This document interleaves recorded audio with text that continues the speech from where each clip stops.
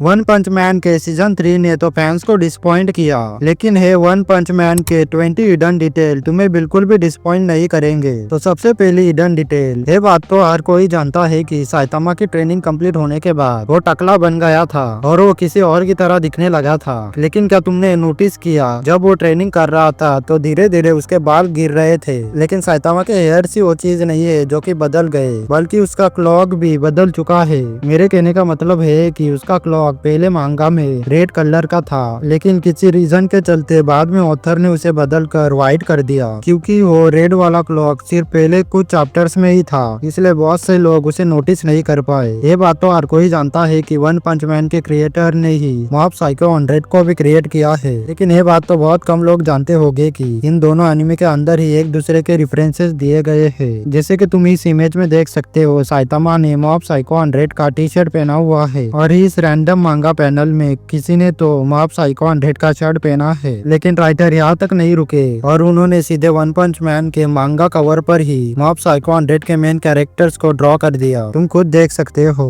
और उसी तरह मॉब साइको 100 के सीजन 2 के इस एपिसोड में तुम देख सकते हो साइतामा और जेनोस दोनों ही हमें दिखाई दिए हैं। और अगर तुम मॉब साइको 100 के ओपनिंग को स्लो डाउन करोगे तो तुम्हें देखने को मिलेगा कि यहाँ पर एक आदमी ने अपने फोन में साइतामा का वॉलपेपर रखा है। उसके बाद तीसरी हिडन डिटेल, क्या तुम्हें पता है राइटर ने वन पंच मैन के मेन कैरेक्टर यानी कि साइतामा का नाम अपनी सिटी के नाम पर रखा है जहाँ पर वो रहते हैं, यानी कि साइतामा सिटी। और जैसे साइतामा का नेम भी सिंपल है, वैसे ही उसका डिजाइन भी सिंपल है, जो कि क्रिएटर ने जानबूझ के किया था, क्योंकि उनका मानना था इस फिक्शनल वर्ल्ड में बहुत से ऐसे सुपर हीरोज है जो कि गुड लुकिंग दिखते हैं, लेकिन उन्हें एक ऐसा सुपर हीरो बनाना था जो कि गुड लुकिंग ना दिखता हो, लेकिन फिर भी उसे हर कोई पसंद करे। उसके बाद पांचवी हिडन डिटेल जो कि है जेनोस के बारे में, यानी कि जेनोस का जो सिग्नेचर मूव है मशीन गन फ्लो, जो कि एक्चुअल में रिफरेंस है स्ट्रीट फाइटर गेम का, जिसमें कि एक कैरेक्टर का सिग्नेचर मूव है मशीन गन फ्लो। उसके बाद क्या तुम्हें मालूम है जेनोस इतना एडवांस साइबॉर्ग होने के बावजूद भी स्मार्टफोन यूज करने के बजाय पुराना फीचर फोन यूज करता है। तो इसके पीछे एक जेन्युइन सा रीजन है, जो कि है कि स्मार्टफोन को चलाने के लिए फिंगरप्रिंट्स की जरूरत होती है और जेनोस की पूरी बॉडी मेटल से बनी है, इसलिए स्मार्टफोन को यूज नहीं कर सकता।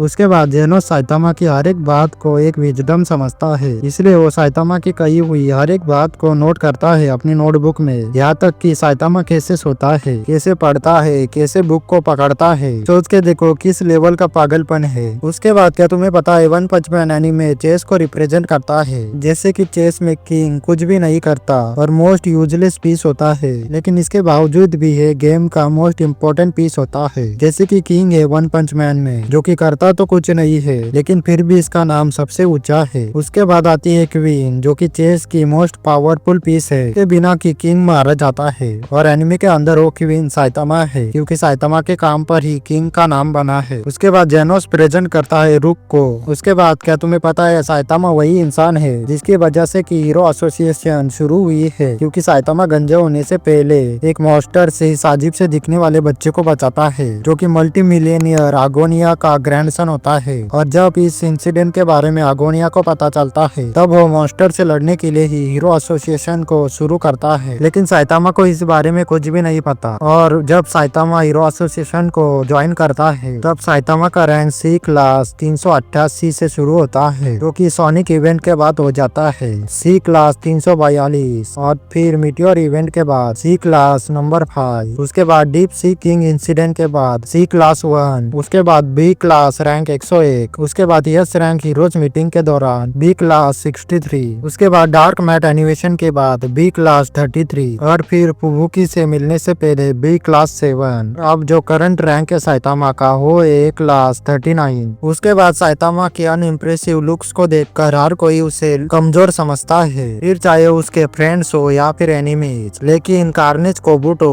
बोरोस और ओरिची यही वो कैरेक्टर्स है जो कि साइतामा को देखकर उसके रियल स्ट्रेंथ को सेंस कर पाए थे। और हाँ, फिनिक्स मैन भी साइतामा को देखकर उससे डर गया था। उसके बाद वन पंच मैन की जो पहली फैंस पॉपुलैरिटी पोल हुई थी, तो उस टाइम पर ऑब्वियसली साइतामा तो नंबर 1 पर था ही, लेकिन सेकंड नंबर पर थी फुबुकी, जो कि थोड़ा सा शॉकिंग करने वाला है, क्योंकि उस टाइम पर फुबुकी के बहुत ज्यादा लिमिटेड सीन्स ही थे, लेकिन फिर भी वो साइतामा से वोटिंग में थोड़ी सी पीछे रह गई थी। शायद इसके पीछे दो बड़े बड़े रीजन है। तो फुबुकी की की बात चल ही रही है तो उसके बारे में एक और हिडन डिटेल जान लो, जिसका कि नाम और इसके अपीयरेंस, जो कि यूकी ओना नाम की एक ओकाई पर बेस है, जो कि अपनी खूबसूरती के लिए जानी जाती थी और जो हमेशा ब्लिजर्ड के टाइम पर ही अपेयर होती थी, जो कि फुबुकी का हीरो नेम भी है एलिस ब्लिजार्ड। और इसी के साथ वन पंच मैन के हैलोवीन कवर पर भी फुबुकी को यूकी ओना ही दिखाया गया है। उसके बाद तात्सुमाकी और एंशिएंट किंग की ये जो फाइट है,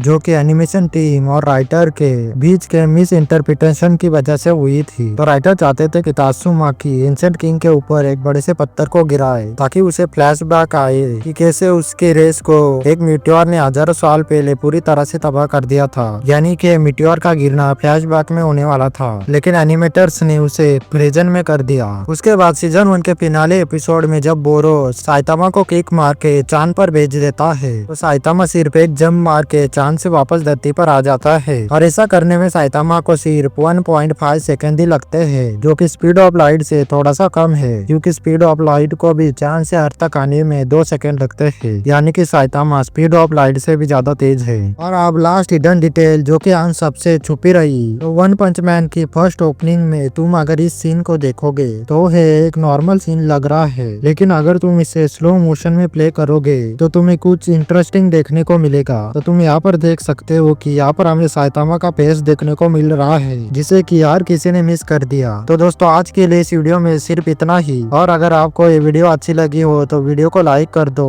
और अपने वन पंच मैन लवर दोस्तों के साथ शेयर भी कर दो। और अगर आपको और भी एनिमेस के बारे में ऐसे ही हिडन डिटेल्स जाननी है तो कमेंट में मोर लिख दो। और हाँ, उसी के साथ एनिमे के रिलेटेड कंटेंट को देखने के लिए चैनल को सब्सक्राइब भी कर लो। तो मिलते हैं एक और नई वीडियो में, तब तक के लिए सायोनारा।